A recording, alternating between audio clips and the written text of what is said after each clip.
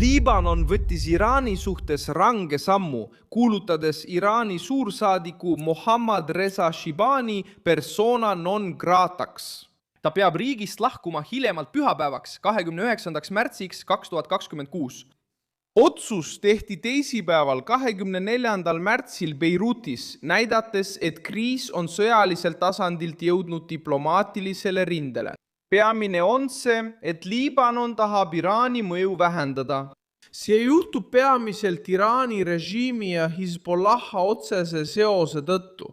See rühmitus on juba aastaid olnud Iraani mõjuvõimu võtmetegur Liibanoni territooriumil. Liibanoni valitsus annab Iraani valitud esindaja väljasaatmisega selge sõnumi. Ta soovib Iraani mõju vähendada, sellele survet avaldada ja ei aktsepteeri enam senist Iraani poliitilist kohalolekut. See samm on veelgi mõjukam, kuna see ei olnud üksikjuhtum. Viimastel päevadel on ka Saudi Araabia ja Katar karmistanud Iraani suhtes seisukohti. See näitab, et Araabia valitsused loobuvad ettevaatlikkusest ja astuvad avatumalt diplomaatilisi samme.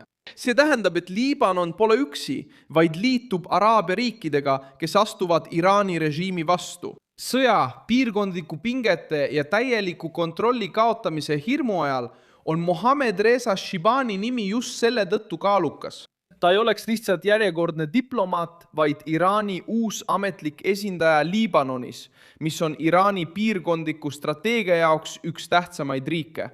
Kui Liibanon nime tagasi lükkab, pole see enam pelgalt bürokraatlik samm.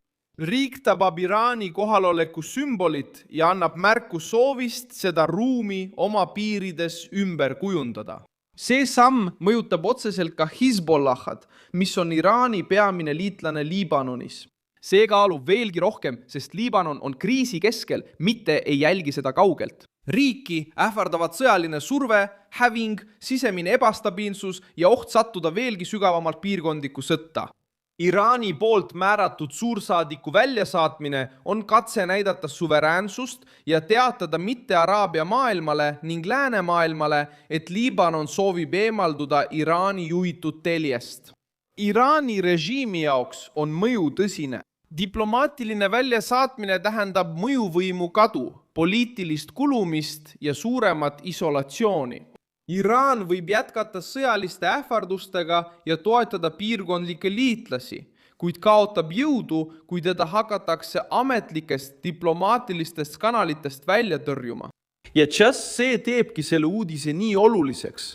Iraani ümberpiiramine ei piirdu enam pommide, rünnakute ja ähvardustega, vaid laieneb ka poliitikasse ja diplomaatiasse. See näiliselt diplomaatiline samm paljastab tegelikult midagi enamat. Araabia riigid avaldavad Iraanile üha suuremat, avalikumat ja ajalooliselt ohtlikumat survet.